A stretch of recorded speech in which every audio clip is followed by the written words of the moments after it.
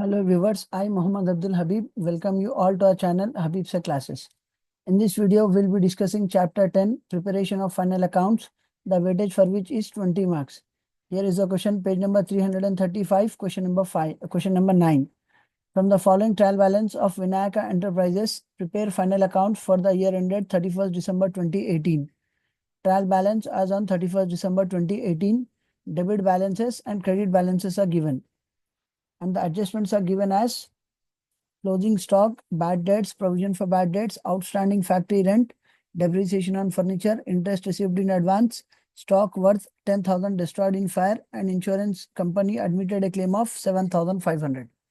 ये प्रॉब्लम में अपने को 2 से 3 नए एडजस्टमेंट सीखने को मिल रहे। दो है, एक इंटरेस्ट रिसीव्ड इन एडवांस है और दूसरा stock lost in fire insurance claim का है। So first we'll be preparing trading and profit and loss account. Here is the solution. The heading will be taken as trading and profit and loss account of Vinayaka Enterprises for the year ended 31st December 2018. The format for which will be particulars amount rupees, particulars amount rupees. Towards extreme left will be writing DR debit and towards extreme right will be writing CR credit. Followed by balance sheet. The heading for balance sheet will be balance sheet of Vinayaka Enterprises as on 31st December 2018. The format will be liabilities amount rupees, assets amount rupees. Before we start the solution, remember 2 points. Whatever are given as debit balances, these will appear on debit side of trading account or on debit side of profit and loss account or else on asset side of the balance sheet. जो भी debit balances में दिया हुआ है वो trading account के debit में आएगा या फिर प्रॉफिट एंड लॉस के डेबिट में आएगा या फिर बैलेंस शीट के एसेट्स में आएगा. Whatever are given as credit balances, these will appear on credit side of trading account or on credit side of profit and loss account or on liability side of the balance sheet. जो भी credit balances में दिया हुआ है वो trading account के credit में आएगा या फिर प्रॉफिट एंड लॉस के क्रेडिट में आएगा या फिर बैलेंस शीट के लायबिलिटीज में आएगा. So first we'll start with opening stock. Opening stock 7,600 will be shown on debit side of trading account. यहाँ पे है to opening stock 7,600. Then purchases यहाँ पे कितना है 12,400. इसमें से हम परचेज रिटर्न्स माइनस करेंगे जो क्रेडिट बैलेंस इसमें दिया हुआ रहेगा. Purchase returns 400. So first purchases will be shown on debit side of trading account as two purchases in inner column 12,400 minus returns 400. तो purchases 12,400 में से purchase returns 400 माइनस कर दिए तो क्या बचे 12,000. Then we'll be writing sales on credit side. इसका amount भी अपने को क्वेश्चन के क्रेडिट बैलेंसेस में मिलेगा. सेल्स 28,500 जिसमें से हम सेल्स रिटर्न्स माइनस करेंगे जो अपोजिट साइड डेबिट बैलेंसेस में मिलेगा. Sales returns 1,500. So 1,500 will be subtracted from 28,500. Then it will be 27,000. तो हम इसको ट्रेडिंग के क्रेडिट में बताएंगे. By sales 28,500 minus sales returns 1,500. 500 minus 500 0. 28 minus 1 27,000. Then we'll be writing closing stock. Closing stock, it is an item of adjustment. It will be shown on trading account credit side and then again it will be shown on asset side of the balance sheet. क्योंकि ये adjustment का item है ये दो बार आएगा. By closing stock 10,500 एक बार trading के credit में और एक बार बैलेंस शीट के एसेट्स में क्लोजिंग स्टॉक 10,500.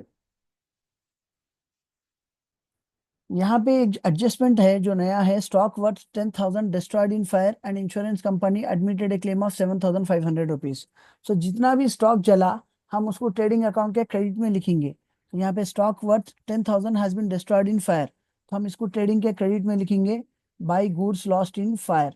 तो ट्रेडिंग अकाउंट के क्रेडिट में यहाँ पे लिख रहे देखिए by goods lost in fire. कितने का सामान जला 10,000 का सामान जला. उसके बाद कंटिन्यूशन क्या बोल रहा and insurance company admitted a claim of 7,500 rupees. जो सामान 10,000 का जला उसका इंश्योरेंस क्लेम करे तो इंश्योरेंस कंपनी वाले 7,500 रुपये देते बोल के खूब बोलिए. सो इट इज एन एसेट. तो इंश्योरेंस से जो पैसा आएगा वो हम एसेट्स में बताएंगे. इंश्योरेंस क्लेम 7,500 करके बताएंगे. तो बैलेंस शीट के एसेट्स में हम बता रहे इंश्योरेंस क्लेम 7,500. सामान जो जला वो 10,000 का जला. इंश्योरेंस कंपनी से जो पैसे आ रहे वो 7,500 आ रहे. तो और कितने का नुकसान हो रहा 2,500 का नुकसान हो रहा. It will be shown on debit side of profit and loss account as to goods lost in fire 2,500 rupees. यहाँ पे प्रॉफिट एंड लॉस के डेबिट में है देखिए to goods lost in fire 2,500 rupees. So now we are done with opening stock, purchase minus purchase return, sales minus sales return, closing stock. अभी एक एक नाम पढ़ते जाएंगे. जो नाम ट्रेडिंग फैक्ट्री से रिलेटेड है वो ट्रेडिंग में लिखेंगे. जो नाम ऑफिस से रिलेटेड है वो प्रॉफिट एंड लॉस में लिखेंगे. जो चीज अपनी खुद की है वो ऐसे बैलेंस शीट के एसेट्स में लिखेंगे, जो अपने पे कर्जे है वो बैलेंस शीट के लायबिलिटीज में लिखेंगे। सो परचेजेस ये ट्रेडिंग के डेबिट में लिख दिए।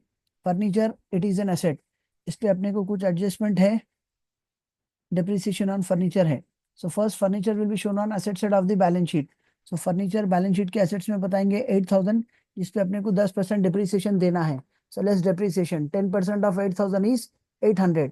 10% निकालने का आसान तरीका क्या है, जितने जीरोस है उसमें से एक जीरो कम कर देना। तो 8,000 में से 10% मतलब एक जीरो कम कर दिए तो 800 हो गया। तो depreciation means decrease in the value of asset. तो 8,000 में से 800 निकाल दिए तो 7,200 की वैल्यू बाकी रह गई।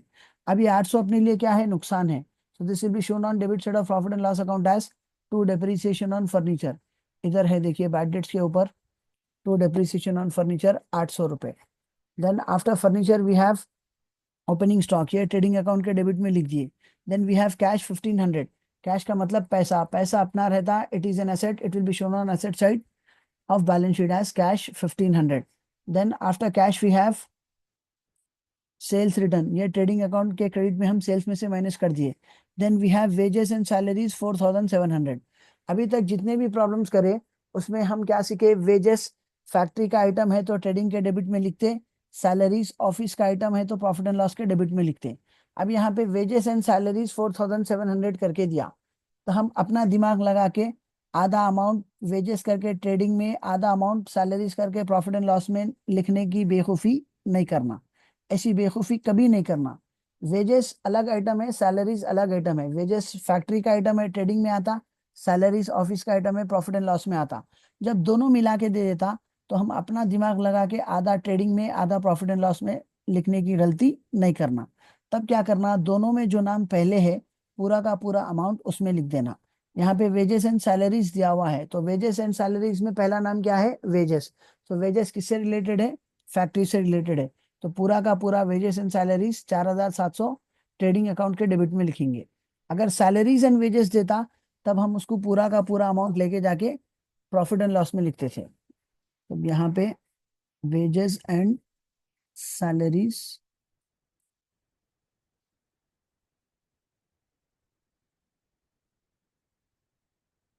4,700 हम यहाँ पे ट्रेडिंग के डेबिट में लिख दिए। Next, after wages and salaries we have rent rates and taxes, ये ऑफिस का आइटम है, it will be shown on debit side of profit and loss account. तो प्रॉफिट एंड लॉस के डेबिट में बताएंगे हम to rent rates and taxes 3,600। Next, after rent rates and taxes we have sundry debtors 13,500। इस पे अपने को दो एडजस्टमेंट है, एक बैड डेट्स का एडजस्टमेंट है, एक दूसरा प्रोविजन फॉर बैड डेट्स का एडजस्टमेंट है।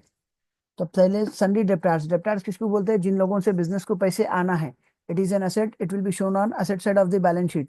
तो बैलेंस शीट के एसेट्स में बताएंगे हम सन्ड्री डेप्टार्स 13,500। इस पे पहला एडजस्टमेंट क्या है, बैड डेट्स 1,500, मतलब ये जो 13,500 रुपये आना है इसमें से 1,500 रुपये डूब जा रहे। तो सन्ड्री डेप्टार्स 13,500 लेस बैड डेट्स 1,500। 500 500 चले गए, 13 में से एक चले गया, 12,000। तब ये जो 1,500 रुपये है ये बिजनेस का लॉस है, सो it will be shown on debit side of profit and loss account. But अपने को ऑलरेडी ट्रायल बैलेंस में बैड डेट्स दिया हुआ है, यहाँ पे बैड डेट्स 1,000 रुपीज दिया हुआ है, तो this will be shown on debit side of profit and loss account. तो पहले पुराना बैड डेट्स लिखेंगे जो ट्रायल बैलेंस में दिया, उसको लिखेंगे to bad debts 1,000 rupees, inner column में लिख के क्या करेंगे, ऐड फर्दर बैड डेट्स 1,500, जो एडजस्टमेंट का आइटम है इसको हम ऐड कर रहे हैं। तो टोटल अमाउंट कितना हो गया, 2,500 रुपीज। तो ये जो 1,000 रुपये बैड डेट्स है ये ट्रायल बैलेंस का अमाउंट था। फिर ये जो 1,500 रुपये बैड डेट्स है ये एडजस्टमेंट का अमाउंट है। तो दोनों को हम प्रॉफिट एंड लॉस के डेबिट में लिख लिए। कैसा लिखते, दोनों क्योंकि सेम बैड डेट्स है तो इन दोनों को ऐड कर रहे। ये जो बैड डेट्स 1,000 है ये ओल्ड बैड डेट्स है, ये जो ऐड फर्दर बैड डेट्स 1,500 है ये न्यू बैड डेट्स है। तो total bad debts works out to be 2,500। अब इसमें जो नया अमाउंट था 1,500 वो बैलेंस शीट में डेप्टार्स में से माइनस होगा। तो अब 13,500 में से 1,500 माइनस हो गए तो क्या बचा, 12,000। अब दूसरा एडजस्टमेंट क्या है डेप्टार्स पे, create provision for bad debts at 5%। तो 5% provision for bad debts maintain करना है। 12,000 का 10% क्या होता, 1,200 रुपये होता। तो 5% क्या होता, half of it which is 600। तो 12,000 रुपये जो आना है उसमें से और 600 रुपये डाउट पे है, तो अपने को क्या आएंगे, 11,400 रुपये आएंगे। तब ये 600 रुपये जो प्रोविजन फॉर बैड डेट्स है, again it is a loss to the organisation, it will be shown on debit side of profit and loss account as to provision for bad debts account 600 rupees. Next, after debtors we have sundry debtors के बाद अपने पास क्या है, machinery. Machinery it is an asset, it will be shown on asset side of the balance sheet. Machinery पे कुछ भी adjustment नहीं है. सो मशीनरी बैलेंस शीट के एसेट्स में बताएंगे machinery 5400. Then after machinery we have investment. Investment 8000, it is an asset, it will be shown on asset side of the balance sheet as investments. कहाँ पे investment 8000 rupees. Then after investments we have discount. ये debit balances में दिया हुआ है तो हम इसको प्रॉफिट एंड लॉस के डेबिट में लिखेंगे. उसी तरह यहाँ पे क्रेडिट बैलेंसेस में जो डिस्काउंट दिया हुआ है ये हम प्रॉफिट एंड लॉस के क्रेडिट में लिखेंगे. तो अभी डेबिट बैलेंसेस डिस्कस कर रहे हैं तो पहले डेबिट बैलेंसेस में जो डिस्काउंट है वो प्रॉफिट एंड लॉस के डेबिट में जाके लिख देंगे to discount 1100 rupees. Next, after discount we have commission. ये प्रॉफिट एंड लॉस के डेबिट में दिया हुआ है तो हम इसको डेबिट बैलेंसेस में दिया हुआ है तो हम इसको प्रॉफिट एंड लॉस के डेबिट में लिखेंगे. उसी तरह यहाँ पे कमीशन क्रेडिट बैलेंसेस में दिया हुआ है, हम इसको प्रॉफिट एंड लॉस के क्रेडिट में लिखेंगे. तो अभी डेबिट बैलेंसेस डिस्कस कर रहे हैं तो पहले ये कमीशन लिख देंगे. तो ये कमीशन क्या करेंगे, हम प्रॉफिट एंड लॉस के डेबिट में जाके लिखेंगे to commission 1300 rupees. Next we have carriage. Carriage will be shown on debit side of trading account. तो ट्रेडिंग अकाउंट के डेबिट में लिखेंगे हम to carriage 600 rupees. Next after carriage we have trade expenses. Trade expenses हम ये profit and loss के debit में लिखेंगे. प्रॉफिट एंड लॉस के डेबिट में आके लिखेंगे to trade expenses 700 rupees. Next after trade expenses we have stationery 1000 rupees. Stationery पे कुछ भी एडजस्टमेंट नहीं है. So stationery it is an item of office so it will be shown on debit side of profit and loss account as to stationery 1000 rupees. Then after stationery we have factory rent. Factory rent it is an item of factory so it will be shown on debit side of trading account. इस पे अपने को कुछ adjustment है, outstanding factory rent है. So first factory rent will be recognised in trading account. सो trading account में लिखेंगे to factory rent 1600. Outstanding rent factory rent 400 add करेंगे. आउटस्टैंडिंग का मतलब क्या, ये पैसे पे करना अभी बाकी है. तो total factory rent becomes 2000 rupees. अब अपने पे खर्चा कितना है, 400 रुपए का है. So outstanding factory rent will be second time shown on liability side of the balance sheet. तो बैलेंस शीट के लायबिलिटीज में बता रहे outstanding factory rent 400 rupees. Then after factory rent we have coal and gas. ये factory का item है तो हम इसको ट्रेडिंग अकाउंट के डेबिट में बताएंगे to coal and gas 2200 rupees. Then we have interest on capital. It is an expenditure so it will be shown on debit side of profit and loss account. Owner का जो पैसा capital रहता उस पे business वो पैसा use करने के लिए इंटरेस्ट ऑन कैपिटल पे करता. So it is an expenditure to the business. It will be shown on debit side of profit and loss account as to interest on capital 3000 rupees. Then we have bad debts. ये 1000 rupees हम profit and loss के debit में लिख दिए. Then we have goodwill. It is an asset. It will be shown on asset side of the balance sheet. तो balance sheet के assets में बताएंगे हम गुडविल. कहाँ पे, यहाँ पे है goodwill 10,000. Then after goodwill we have accrued dividend. Accrued dividend का मतलब क्या, ये डिविडेंड के पैसे आने का टाइम हो गया बट ये पैसे अभी नहीं आए, मतलब ये पैसे अभी अपने को आना है. तो it is an asset. It will be shown on asset side of the balance sheet as accrued dividend. Accrued dividends 1400. So now we are done with all the items of debit balances. तो जो भी debit balances थे वो trial balance में वो trading account के debit में आए या फिर प्रॉफिट एंड लॉस अकाउंट के डेबिट में आए या फिर बैलेंस शीट के एसेट्स में आए. Now let us have a look of the credit balances. अब जो भी क्रेडिट बैलेंसेस है ये ट्रेडिंग अकाउंट के क्रेडिट में आएंगे या फिर प्रॉफिट एंड लॉस के क्रेडिट में आएंगे या फिर बैलेंस शीट के लायबिलिटीज में आएंगे. तो यहाँ पे कैपिटल है. कैपिटल सबसे पहले बैलेंस शीट के लायबिलिटीज में बताएंगे हम capital 40,000 will be shown in inner column. Then after capital we have bills payable. ये पैसे बिल के अपन पे करना है. So it is a liability. It will be shown on liability side of the balance sheet as bills payable 2500. Then after bills payable we have creditors 5900. जिन लोगों को हम business पैसे पे करना रहता उन लोगों को हम creditors बोलते.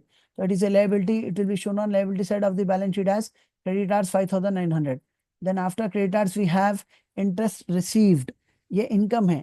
So as it is an income, it will be shown on credit side of profit and loss account. इस पे अपने को एडजस्टमेंट है. सबसे पहले हम इसको as an income profit and loss के क्रेडिट में रिकॉग्नाइज करेंगे बाय इंटरेस्ट 1500 रुपीज. यहाँ पे 1500 इनर कॉलम में लिखे. इस पे एडजस्टमेंट क्या है, इंटरेस्ट रिसीव्ड इन एडवांस 500 है. तो जैसा हम एडवांस में पैसा पे करते उसी तरह एडवांस में पैसा रिसीव भी करते।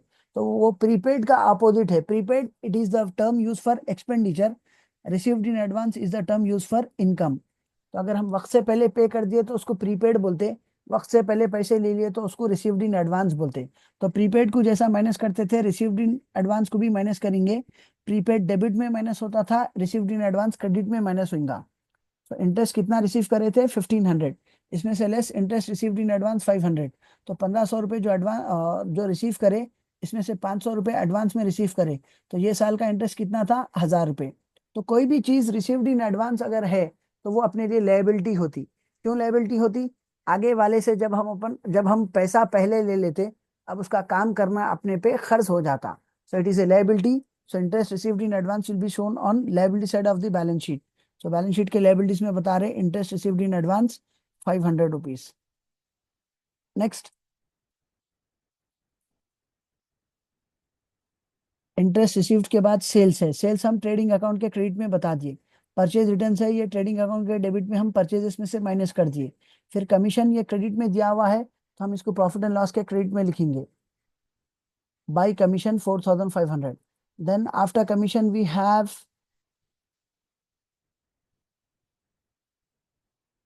डिस्काउंट, ये क्रेडिट बैलेंसेस में दिया हुआ है, तो हम इसको भी प्रॉफिट एंड लॉस के क्रेडिट में लिखेंगे। By discount 3600।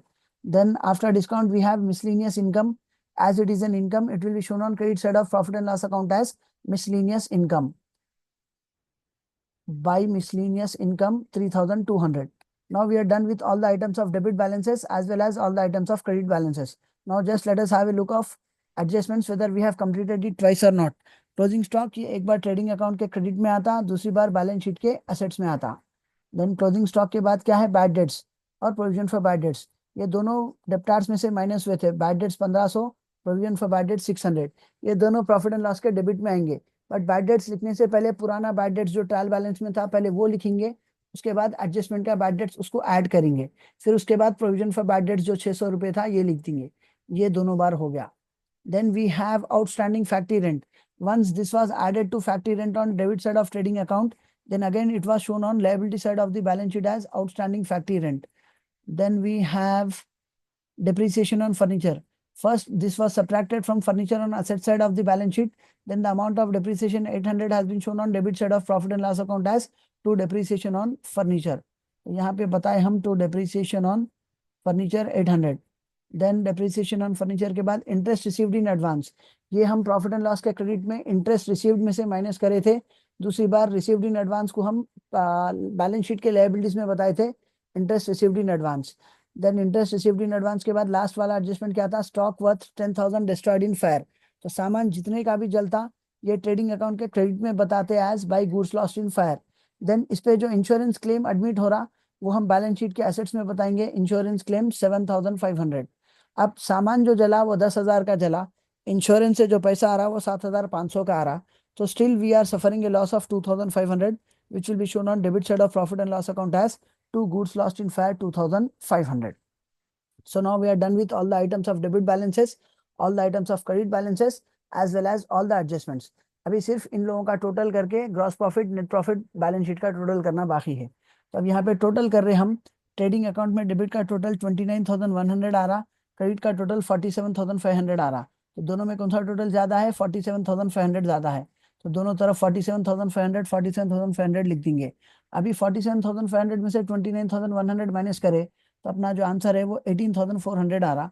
इसको हम ग्रॉस प्रॉफिट करके लिखेंगे, to gross profit c by d, brackets में लिखेंगे transfer to profit and loss account 18,400। The same will be brought down on opposite side of profit and loss account as by gross profit brought down. तो यहाँ जो to gross profit c by d है उसको हम यहाँ पे opposite side by gross profit brought down 18,400 करके बताएंगे। Now will be doing the total for profit and loss account. Profit and loss में डेबिट का टोटल है 17,100, क्रेडिट का टोटल है 30,700। तो दोनों में कौन सा टोटल ज्यादा है, 37,700 ज्यादा है। 30,700 will be recorded on debit side of profit and loss account, 30,700 will be recorded on credit side of profit and loss account। अब ये 30,700 में से क्या करेंगे हम, 17,100 माइनस करेंगे, तो अपना जो आंसर है वो 13,600 है। ये किधर शॉर्टेज आ रहा, डेबिट में शॉर्टेज आ रहा, उसको हम लिखेंगे to net profit c by d 13,600 brackets में लिखेंगे ट्रांसफर टू कैपिटल अकाउंट।